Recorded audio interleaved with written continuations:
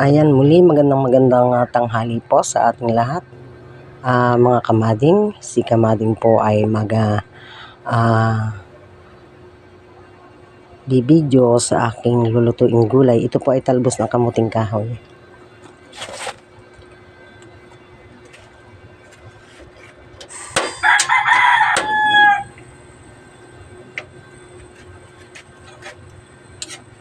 Ito po ay nilamas sa asin. Tapos po nilagyan ng pangalawang gata. Ito po natin sa lulutuin. Nalagyan po natin ng luya, bawang, sibuyas, na hinilis. Pangalawang gata po ang ating paglulutuan. Mamaya po natin lalagyan ng kakang gata.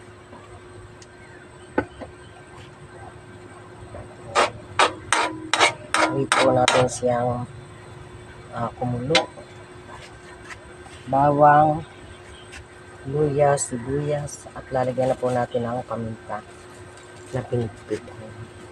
Lahat na po natin ito at hindi po ako nakapunta sa Talipapa para bumili ng siling mapaha.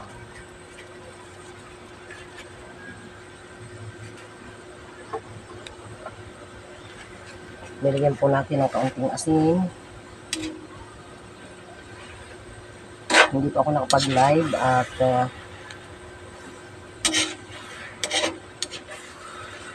tayo po ay walang signal ang Converge.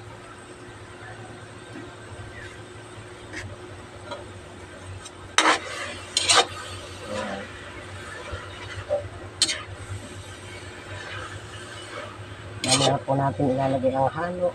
Pagkat ang halo po ni kamading ay dalawa pa lang lamang na yellow pin. Binili ko po kahapon sa Talipapa. Sobrang mahal pa po ng presyo ng ating isda sa ngayon. Dahil magmamahal na araw. 230 po ang kilo. Isang kilo lamang po na pinalaw ang aking balita ba ako na ulo. Dalawang palaw ay 115.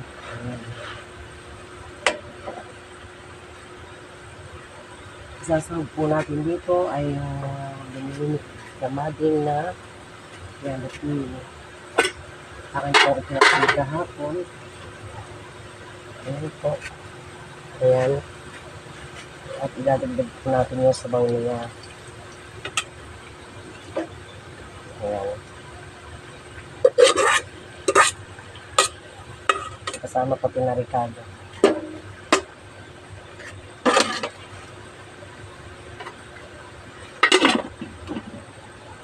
Ayan, dalawang pa lang po yan.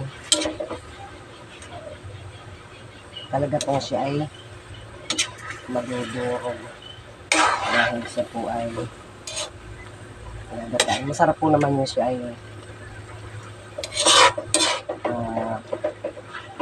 durog. Medyo atin po mga pa-starting sa unang nilagay na gata. Ito po yung pangalawang gata namin.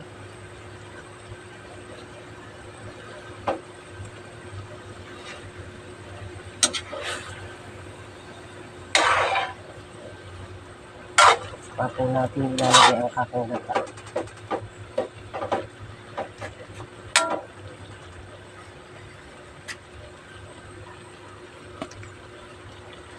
Ito pong talbos ng kamuting kahoy ay nilagyan ng kaunting asin at tinanggal po natin yung pakla, yung nilamas po siya sa asin.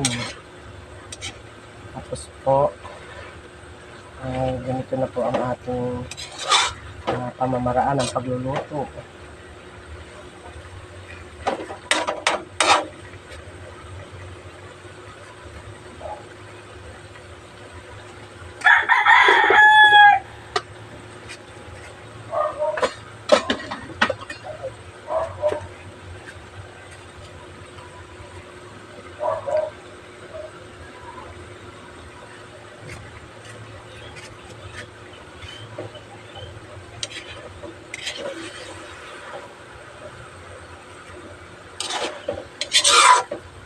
kakaunti po ang gulay at kakaunti ang panghalo.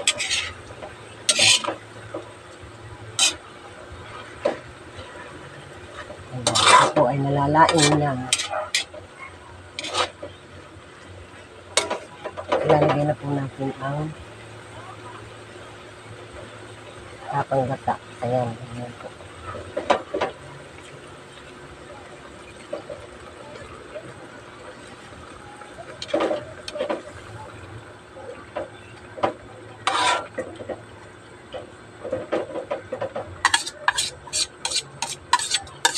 Sayang naman. Sasaidin natin.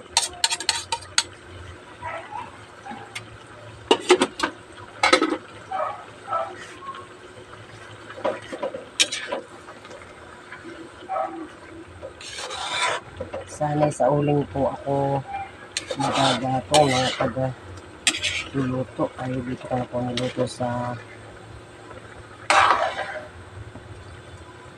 siling para panghalo na po, para makakain na. Dahil kami po ay nagtinapay na ang umaga. Medyo matagal-tagal pa rin po ang pagkapaiga nito.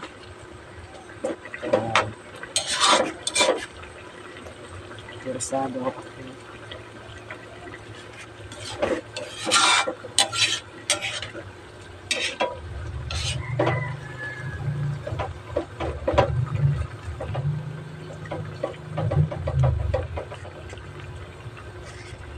Lalagyan po natin ng bitsin. Wow. Hindi mabuksan ni kamaling.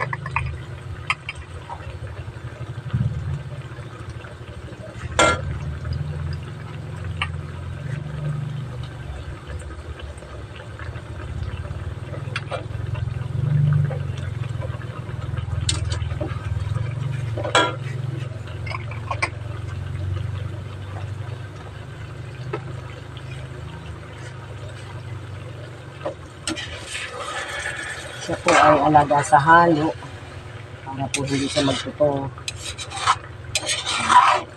Dahil tapang po ang lasa pagka nagtutong. Maganda sana kung may siling matahang, siling makaba. Kaso po hindi na po nakapunta ng Talipapa at ako po ay tinamad na magmotor.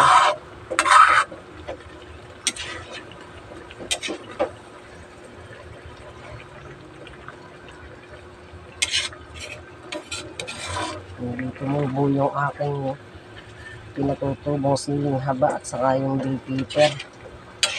Mahirap magtutubo sa panahong tag-init, tag-ulan.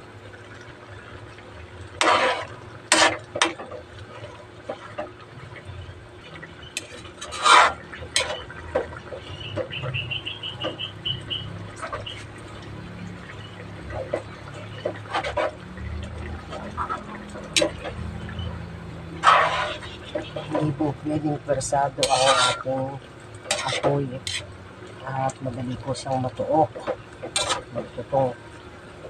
Yan.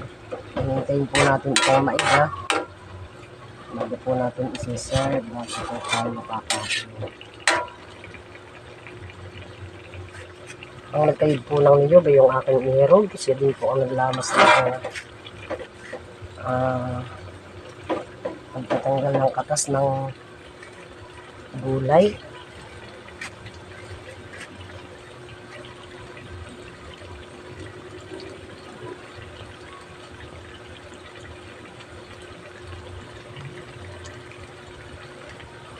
Si kamaring po ay may sinain na. Ayan, iin na.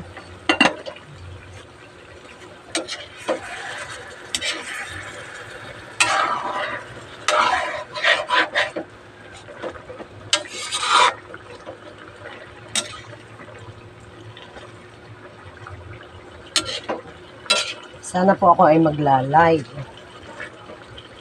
mula kanina sa pagkakayod ng niyog, sa paggagata ng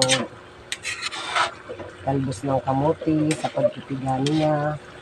Hindi ko po na-live dahil kami po ay walang signal palagi ang Converge. Updated po naman ako na nagbabayad sa Converge. Hindi ko po alam kung anong problema at bakit po kami palaging wala.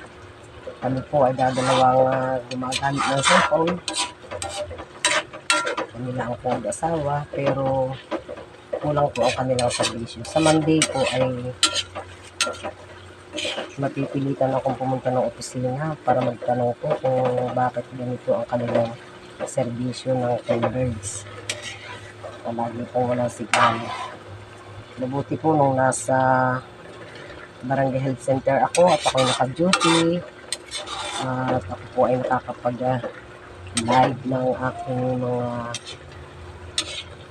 ginagawa doon sa pagluluto ng aming meriendahin.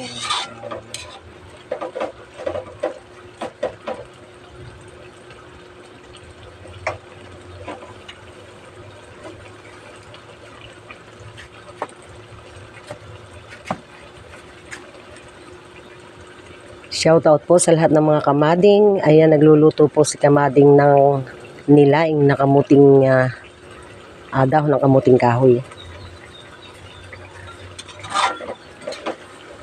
Nanguha po yung aking irog at kami may pinaksi na gelatin. Kaya naisipang maggulay.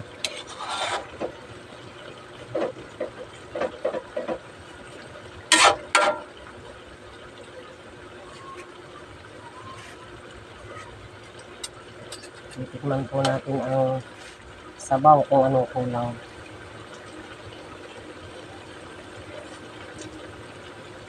Yan, tama lang po sa lasa. Sarap.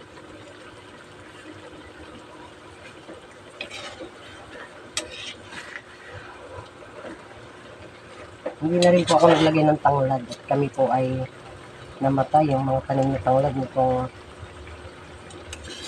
nakaraang buwan. Wala pa po akong nakataan ng nabibilihan ng puno para magtanim ng bago.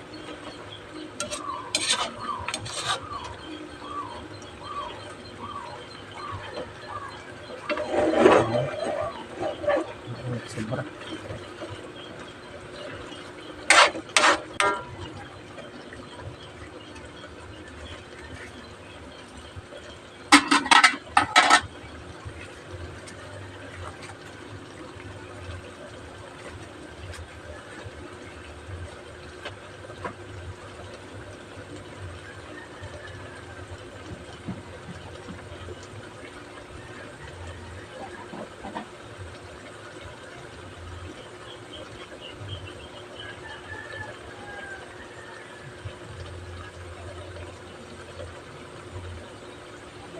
Malakas na mag-cut 61% nito.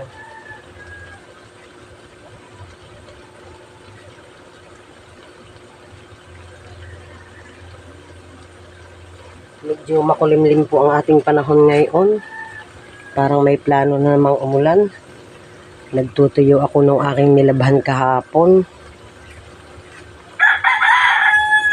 Naglaga po si kamading ng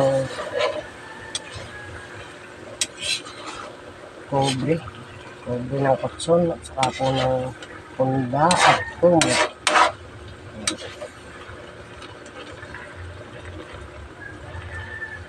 Ito po ay paiiga-igahin pa. Tatlong kabuong niyog ang pinayod po ng aking irog.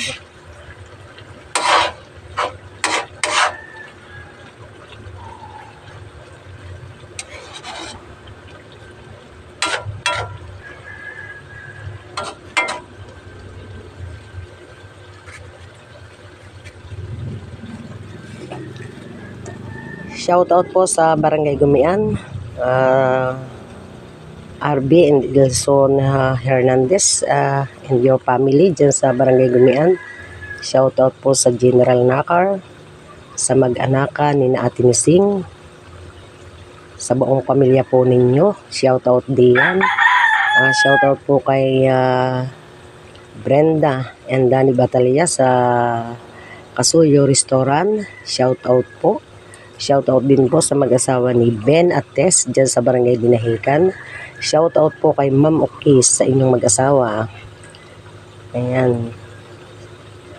Shout out din po sa aking mga kabarangay health worker sa barangay hall. Shout out po ang mga kamanggagawa po.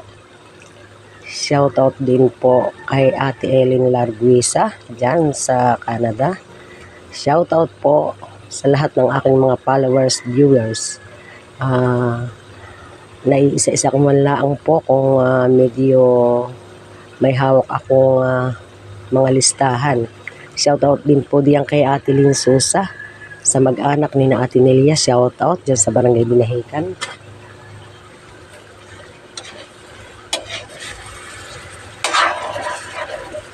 Ate Nelia, yun pong order mo na organic soil ay hindi ko po maisagawa dahil ako po ay maraming gawain na report sa barangay.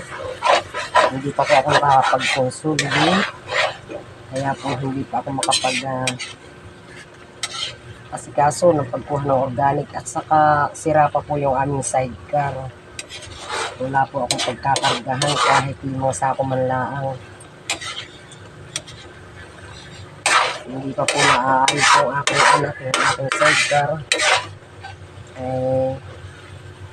Hindi pa ako ng mga organic soil. Doon po sa nagsisi-order ng organic soil, kinukuha ko pa po yun ay si General Nakar. Ayan, hindi ko po maasikaso. At si Kamading po ay walang pagkakargahan. Kung ako naman po ay sisika ng pagkakargahan ng organic soil, ay kulang pa po yung aking kaunting ipinapatong doon sa Persako. Back and forth kung tutunusin. Kung ako ay mamamasahe, hindi po sapat yun. Ipinatong ko na 50 pesos bawat isang sako. Mahal po tayo ang pagsika ng tricycle. Mahal po ang pagsika ng tricycle. Hindi po sila papayag na 300 lamang naka-import hanggang Nakar. Kaya kung kayo po ay may panahon, kayo na po ang bumili ng organic soil muna doon po sa General Nakar. Meron po doon class A, class B, class C na organic.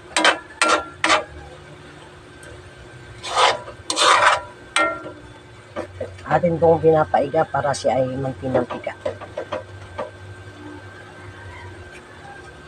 Nalagay ko na po itong aming kanin sa lamisa.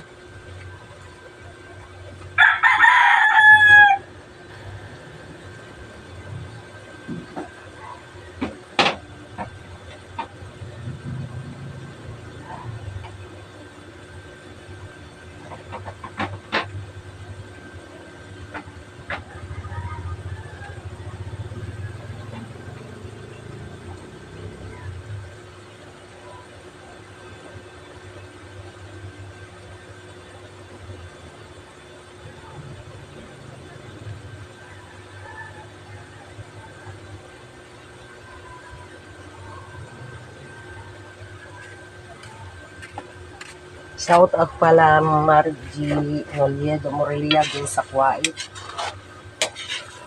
Napanood ko yung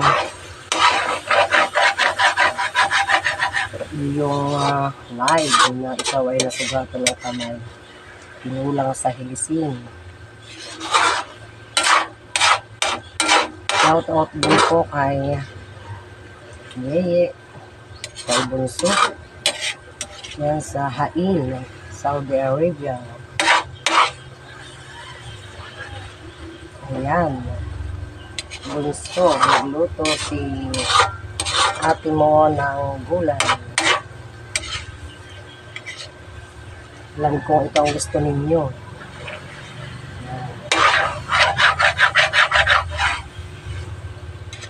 Papahinaan ko po ng apoy at tubig.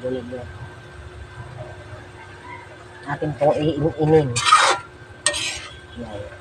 Nagmamantika na po siya.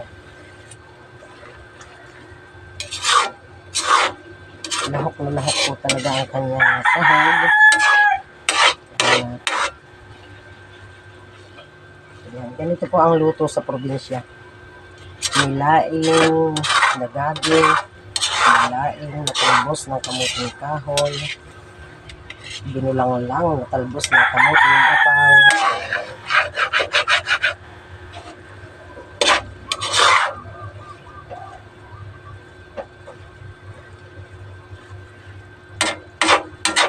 shout out kay Miriam dyan sa Malaysia, kay Jason Morelia, sa inyong pamilya, shout out. At shout out din dyan sa barangay Miswa,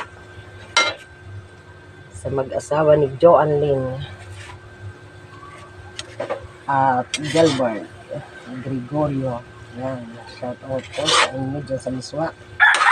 Kay Maring Pipin, shout out din po kay Maring Usi dyan sa barangay Libo, Anukulan, Quezon.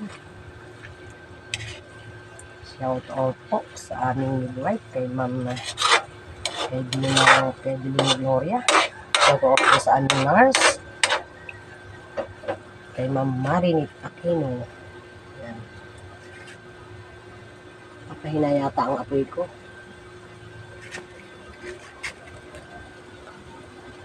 Shout out din po diyan sa Saba kay Inot. Yan.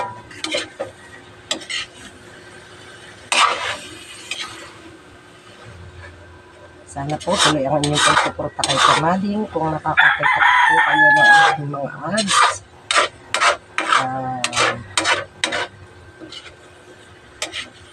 patuloy lang po ang po ninyong i-skip. Tulong na rin po ninyo sa akin ngayon.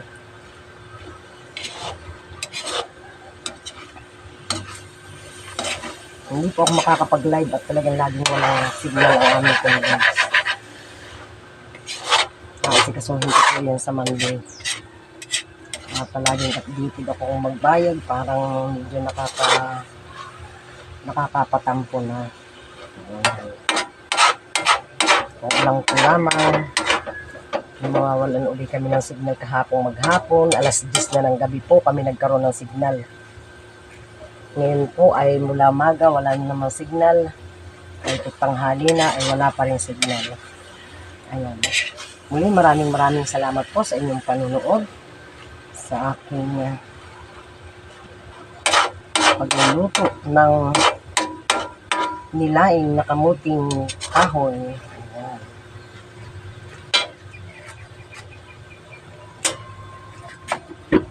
Paki-like po at paki-share ng aking video. Salamat po sa inyong lahat.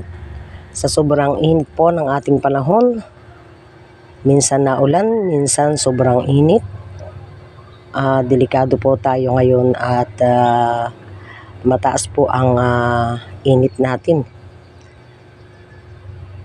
Ingat po tayo palagi. I love you all.